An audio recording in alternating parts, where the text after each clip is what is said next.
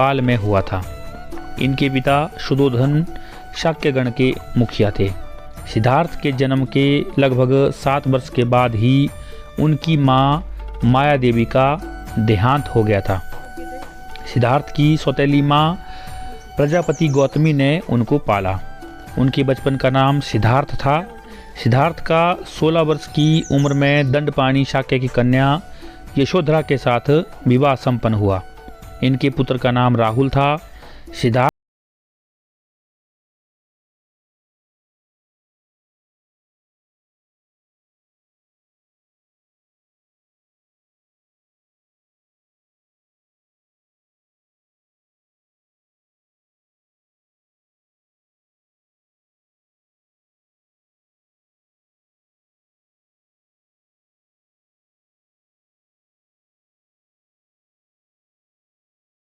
की शिक्षा ग्रहण की। अलार कलाम सिद्धार्थ के प्रथम गुरु थे। अलार कलाम के बाद सिद्धार्थ ने राजगीर के रुद्रक रामपुत से शिक्षा ग्रहण की। उरुबेला में सिद्धार्थ को कौंडिन्य, बप्पा, भादिया, महानामा और असागी नाम के 5 साधक मिले। बिना अन्न जल ग्रहण किए 6 साल की कठिन तपस्या के बाद 35 साल की आयु में वैशाख की पूर्णिमा की रात निरंजना नदी के किनारे पीपल के पेड़ के नीचे सिद्धार्थ को ज्ञान प्राप्त हुआ। ज्ञान प्राप्ति के बाद सिद्धार्थ बुद्ध के नाम से जाने जाने लगे। जिस जगह उन्हें ज्ञान प्राप्त हुआ उसे बोध गया के नाम से जाना जाता है। बुद्ध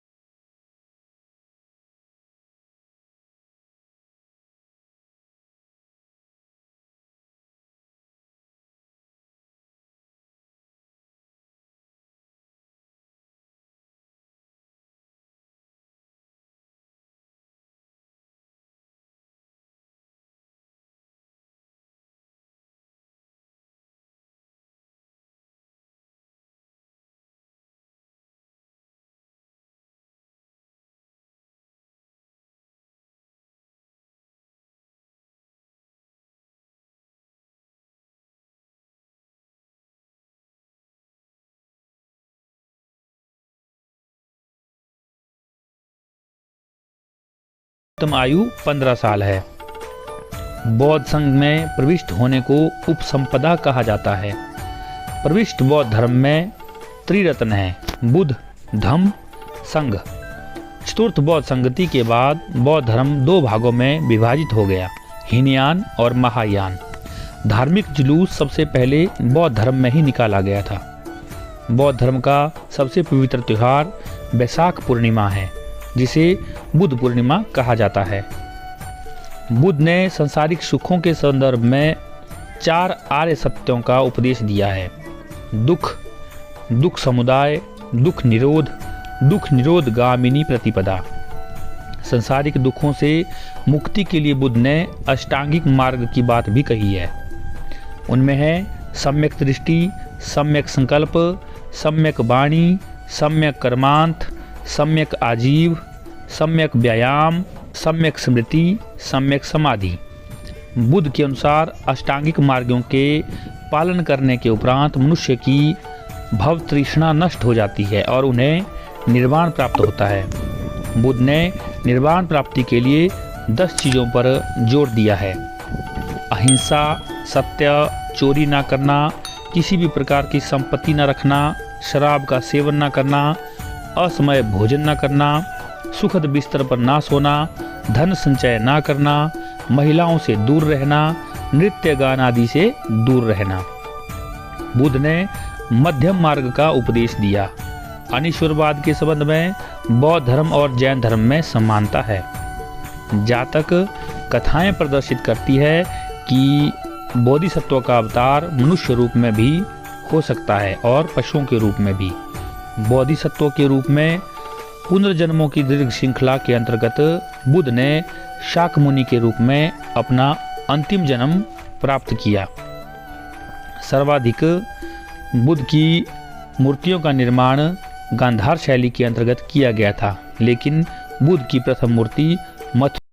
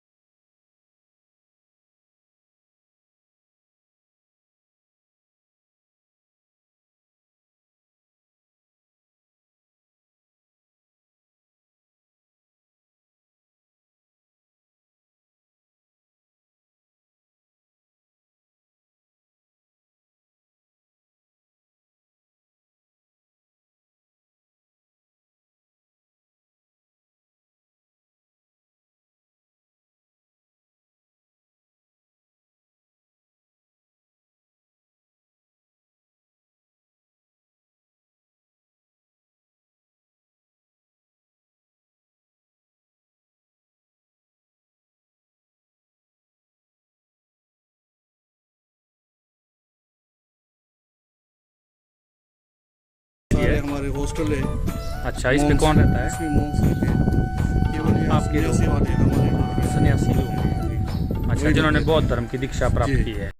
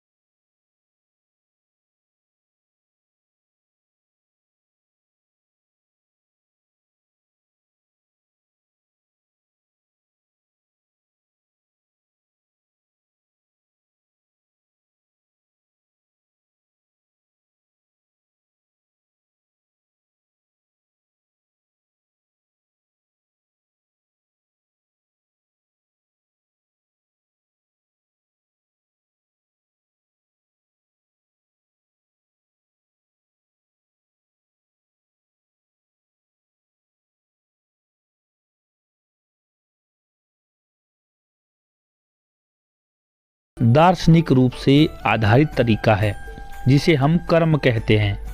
अच्छा कर्म अच्छा जीवन और खुशी लाता है। दुष्ट शरीर, वाणी और मन इसी तरह के दर्द और पीड़ा उत्पन्न करते हैं। इसलिए हम अपने जीवन और भाग्य के अकेले निर्माता हैं। वर्ष 2000 की शुरुआत में डेचेन क्योनगुओ मंदिर के पुनर्निर्माण की लंबी और बड़ी कठिन यात्रा हमें दिखाई देती है। लगभग 18 साल डेकिन क्योनगुओ मंदिर की योजना बनाने में, डिज़ाइन करने में, निर्माण करने में, सुधारने और बेहतर बनाने में बिताए गए। 1 अक्टूबर 2017 को देश और विदेश के हजारों विश्वासियों की गवाही के तहत डेकिन क्योनगुओ मंदिर का पवित्र और भव्य आधिकारिक उद्घाटन समारोह सफलतापूर्वक आयोजित किया गया। रिट्रीट हाउस का निर्माण भी उसमें शुरू कर दिया गया ताकि सबसे उपयुक्त रिट्रीट वातावरण और आवास प्रदान किया जा सके। यह बहुत महत्वपूर्ण है क्योंकि द्रुक्पा कांग्यू अभ्यास की एक प्रसिद्ध वंशावली है जिसमें ध्यान और गहन एकांतवास पर बहुत जोर दिया जाता है। कुल्लू मुख्यालय से लगभग 14 किलोमीटर की दूरी पर और मनाली से लगभग 55 किलोमीटर की दूरी पर भुंतर के साथ ही शाढ़ावाई नामक गांव में इस मठ की स्थापना की गई है। इस महाविहार गोम्पा का मातृमठ तिब्बत में स्थित है। मुख्य मंदिर परिसर में शाक्यमुनि बुद्ध की विशाल प्रतिमा और रिनपोछे पद्मसंभव की मूर्तियां और तारा देवी की मूर्तियां हैं। बुद्ध की प्रतिमा 31 फीट ऊंची है और पद्मसंभव की 21 फुट ऊंची है। बौद्ध धर्म में 12 मासी धर्म सभा होती है। इसके अतिरिक्त ये नियमित रूप से दैनिक पूजा, शुभ मासिक पूजा और वार्षिक शुभ भव्य पूजा का भी आयोजन करते हैं। बौद्ध धर्म की अनिवार्यताओं में रिनपोछे की शिक्षाओं का संकलन शिष्यों को बौद्ध धर्म के बुनियादी ज्ञान के प्रति एक सही समझ स्थापित करने में मदद करता है। हिमाचल प्रदेश में खासकर लाहौल स्पीति व किन्नौर की दूरवर्ती घाटियों में बौद्ध परंपराओं की मान्यता है। यहाँ के पहाड़ों में बहुत ही सुंदर बौद्ध मठ बनाए गए हैं जो कि बहुत लुभावने लगते हैं। यह बौद्ध धर्म की कला व साहित्य की समृद्ध विरासत है। इनके अंदर बहुत सुंदर पुरातन कलाकृतियाँ हैं जिन्हें चटकीले रंगों में बनाया गया है। यह कलाकृतियाँ बहुत ही आकर्षक ढांचों में सजाई गई है जिनके किनारों पर रेशमी धागों से सुंदर किनारियाँ बनाई गई है। धर्मशाला में जहाँ महामहिम दलाई लामा निर्वासित जीवन व्यतीत कर रहे हैं, एक अद्भुत तिब्बतियन शहर बन गया है जहाँ तिब्बतियन संस्कृति पल्वित हो रही है। यह वह केंद्र है जो शोधकर्ताओं और धार्मिक पर्यटकों को अपनी ओर आकर्षित करता है। रिवालसर शायद बौद्धों का सबसे धार्मिक स्थल है। यह स्थान मंडी से 20 किलोमीटर दूर है। एक जनश्रुति के अनुसार गुरु पद्मसंभव यहाँ से बौद्ध धर्म का प्रचार करने के लिए तिब्बत गए थे। यहाँ झील के किनारे पैगोडा शैली का एक बहुत ही सुंदर मठ है। ऐसे ही इनकी और भी मठ हिमाचल प्रदेश में पाए जाते हैं। गुरु घंटाल मठ जो कि चंद्रभागा नदी के तट पर स्थित है। कंदम मठ यह भी भागा नदी के पास केलोंग में स्थित है। शशुर मठ यह केलोंग से उत्तर की ओर स्थित है। तयुल गोम्पा यह भी केलोंग में स्थित है। की मठ यह काजा में स्थित है। ठांगयुंग गोम्पा यह काजा से लगभग 13 किलोमीटर उत्तर की ओर स्थित है। कुंगरी गोम्पा अतारग्यो से लगभग 10 किलोमीटर की दूर पीन घाटी में स्थित है। धनखड़ मठ यह मठ काजा से लगभग कुछ दूरी पर स्थित है। इसके अतिरिक्त ताबो मठ, इसके अतिरिक्त नाको मठ जो गुरु पद्मसंभव के लिए प्रसिद्ध है। तीर्थसिगंग गोम्पा, तिलासंग मठ, ऐसे बहुत से मठ हिमाचल प्रदेश में पाए जाते हैं जो बौद्ध धर्म की एक विरासत के रूप में, धरोहर के रूप में जिन्हें हम जानते हैं, देखते हैं। जिस स्थान पर आज हम आए हैं यह शाढ़ावाई गांव में स्थित है। लगभग यह मठ बहुत कम ज्ञात स्थान है परंतु घूमने के लिए यह स्थान बहुत ही मनोहर, सुंदर है। एक आपको बहुत ही अच्छी सी अनुभूति और अच्छा सा एहसास, एक अलग सी शांति आपको प्रदान करेगा। अवश्य ही आप अपनी छुट्टियों के दिनों में घूमने के लिए यहाँ आए और इस मठ में बहुत